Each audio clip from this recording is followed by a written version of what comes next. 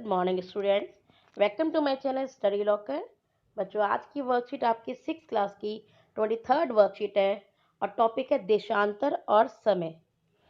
आपने देशांतर के बारे में इससे पहले वाली वर्कशीट में पढ़ा था कि जब पृथ्वी पर हम इस तरीके की काल्पनिक रेखाएं खींचते हैं जो पोल से लेकर के दूसरे पोल तक आ रही होती हैं, ये हमारी देशांतर रेखाएं होती हैं।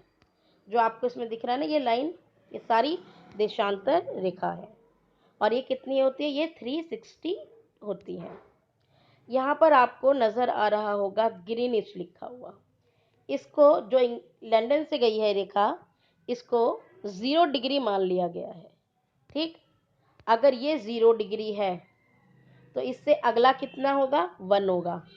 अगला कितना होगा? 2 होगा। उसका अगला 3 होगा। उसका अगला 4 होगा। इस तरीके से ये पूरा का पूरा घूम के वापस यहाँ तक आएगा और ये 360 पूरा बन जाता है।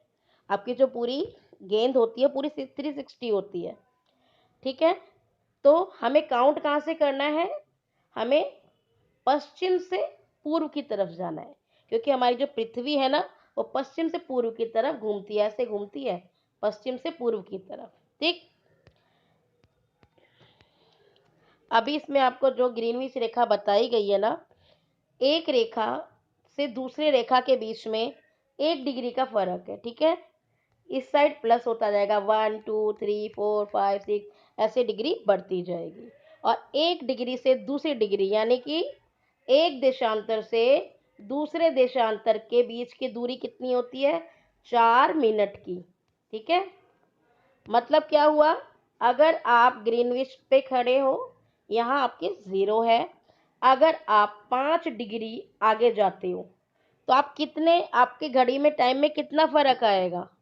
यहाँ 5 है और 1 पर 4 होता है, मतलब 1 डिग्री पे 4 का फर्क आता है। तो आपके टाइम में कितना फर्क आएगा? 20 मिनट का फर्क आ जाएगा।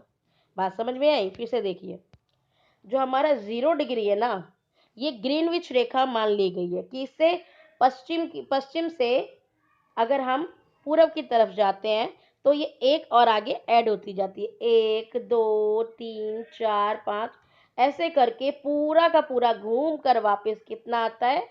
360 तक आ जाता है। ठीक है, तो फिर जो आपका एक 0 से लेकर 1 के बीच में जो देशांतर की दूरी है, वो कितना टाइम बदल देता है?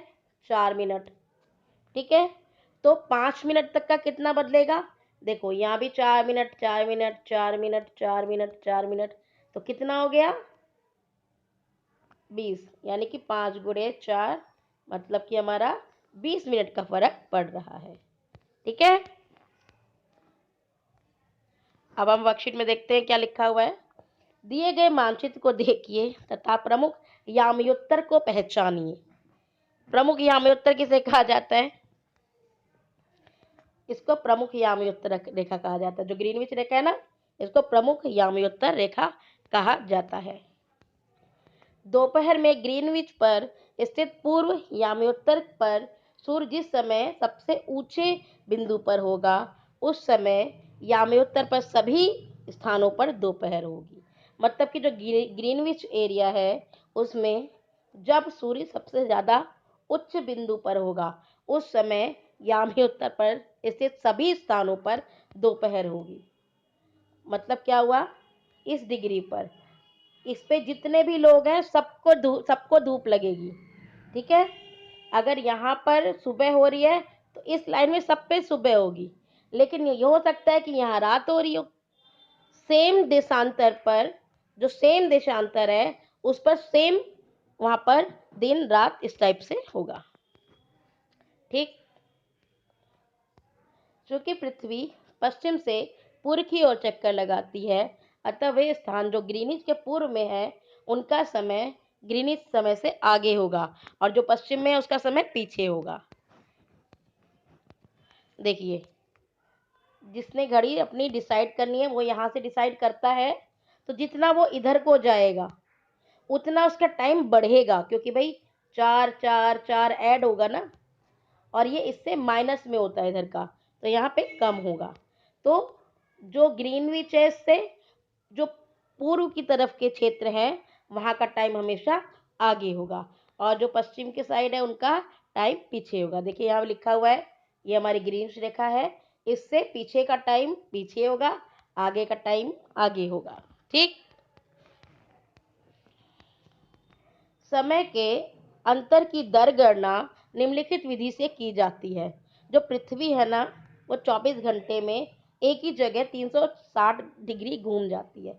मतलब पृथ्वी अगर यहाँ खड़ी है तो यही खड़े खड़े ही घूम जाती है। ठीक है, तभी तो हमारे दिन और रात बनते हैं।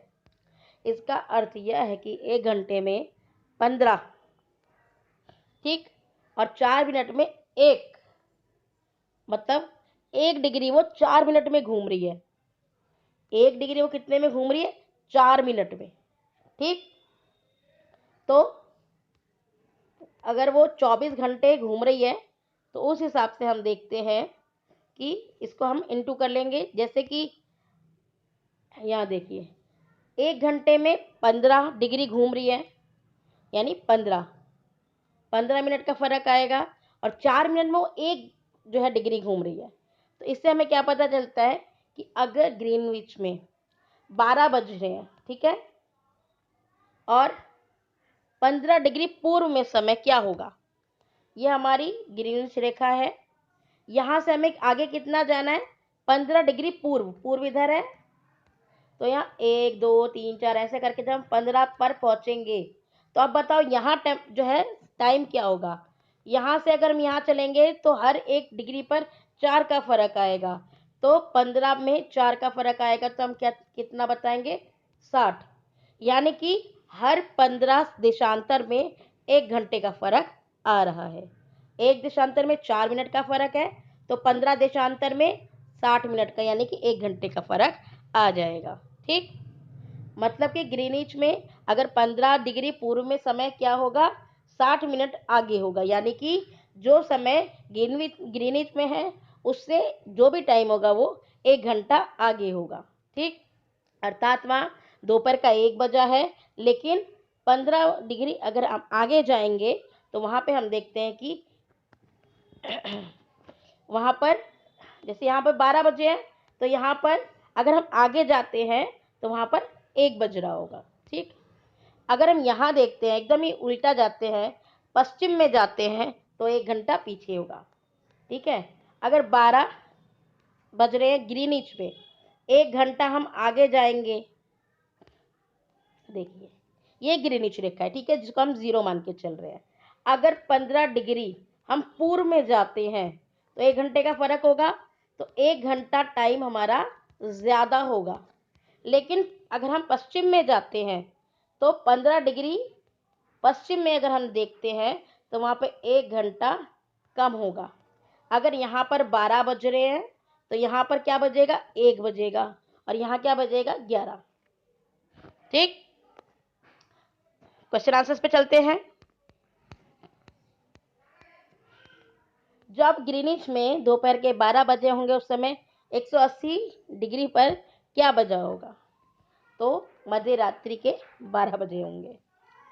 जब भारत में शाम के 5:30 बजते हैं तब लंदन में दोपहर के 12 क्यों बजते हैं? जो हमारे ग्रीनविच पूर्व जो है वो 82.30 पर है। ठीक है ना।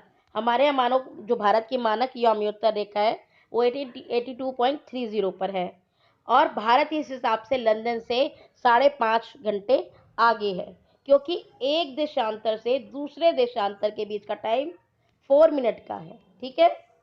इसीलिए जब लंदन में दोपहर के 12 बजते हैं तो भारत में शाम के 5:30 बजते हैं। बच्चों, अगर आपको वीडियो पसंद आई है तो लाइक करें, मेरे चैनल को सब्सक्राइब करें। Thank you.